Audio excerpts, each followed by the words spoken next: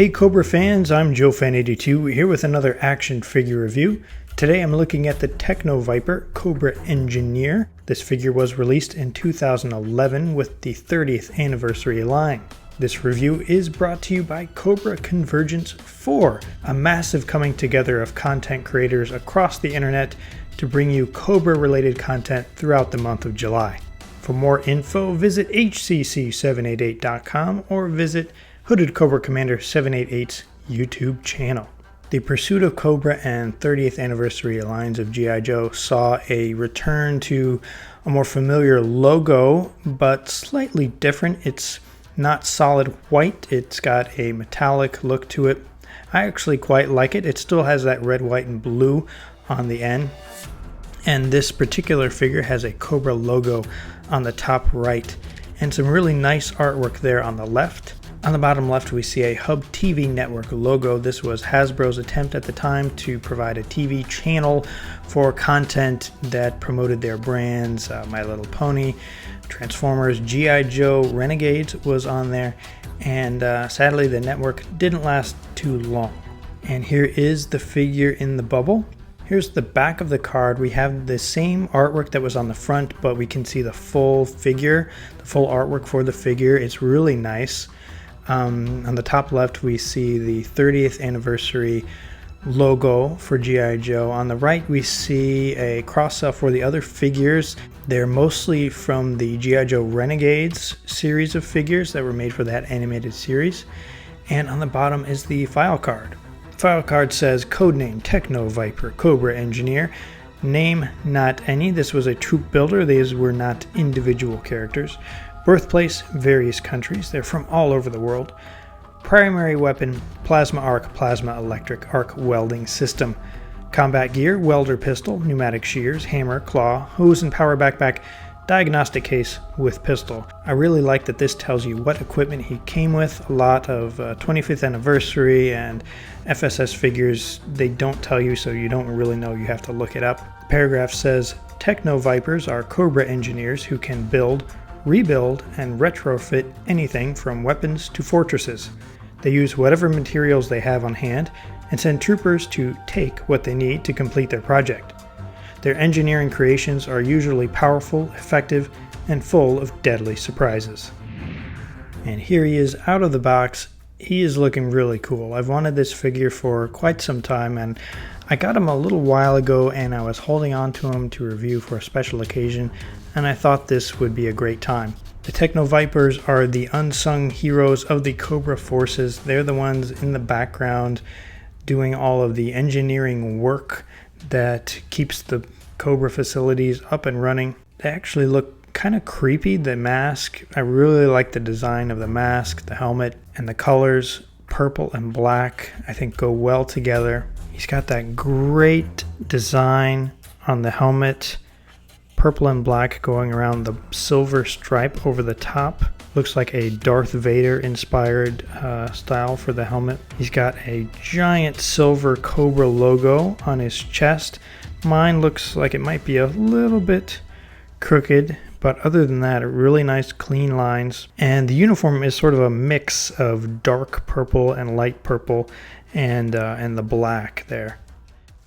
So the design continues over his torso. He's got purple shoulder pads and black piping around. And you'll notice there are some gray tubes around his midsection and his forearms. These remind me a lot of the Star Trek Playmates Borg figures from the 90s. He's got black gloves, and if you can see under his vest, he has a black belt with a red Cobra logo and a holster on his left side for a small pistol that fits in pretty well. His purple uniform continues down. He's got purple pants, just like the Hulk, and knee-high black boots with some purple piping going diagonally across. And the whole package just really works well, in my opinion. Really sharp looking and just a top-notch design. Let's look at his articulation. His head can do a full 360 if you need him to do that for some reason. Pretty good range of motion up and down. His shoulders go up about so far, and they can do a full 360. 90-degree bend at the elbow, 360 twist here at the wrist, and another joint there goes up and down. And on the other side, the opposite joint, forward and back. He's got a joint in the midsection, but you can't really utilize it because of his vest. His legs come up not very far because of the holster for his weapon. And he's got double jointed knees and 360 degree at the ankle and a toe point.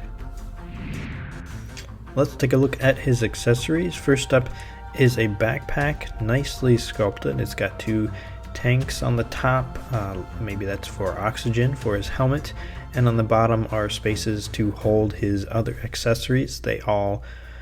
Everything except for one fits on there.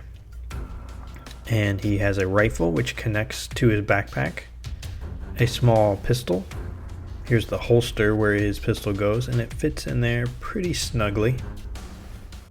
His hammer, his claw, shears, a long black hose. One end connects to his backpack. The other end connects to his rifle or one of the other weapons I just mentioned. A figure stand, Cobra logo on the top, Techno Viper on the front. And his most unique accessory, a neon green road cone. It's got the Cobra logo on there. It just makes me think of him being a traffic attendant on the Cobra property. Hey, you in the tank. Let's keep this moving. We got a lot of vehicles coming through here. Move along, move along. This guy is a modern interpretation of a vintage figure, and I happen to have the vintage figure to compare it to. He was based on the 1987 version 1 of the Techno Viper. So some really strong design similarities. The purple color scheme is carried over, but looking at the vintage figure, you'll see a much higher contrast in colors between the lighter purple and the darker purple. The modern figure has a much more muted color palette, a little more realistic, if you want to call this design realistic. But the piping that you'll notice on the vintage figure is pretty much in the same places on the modern figure. That was a nice touch. The vintage figure has the same piping on the boots, sculpted onto his black boots, but on the vintage figure they're not painted. On the modern one they are.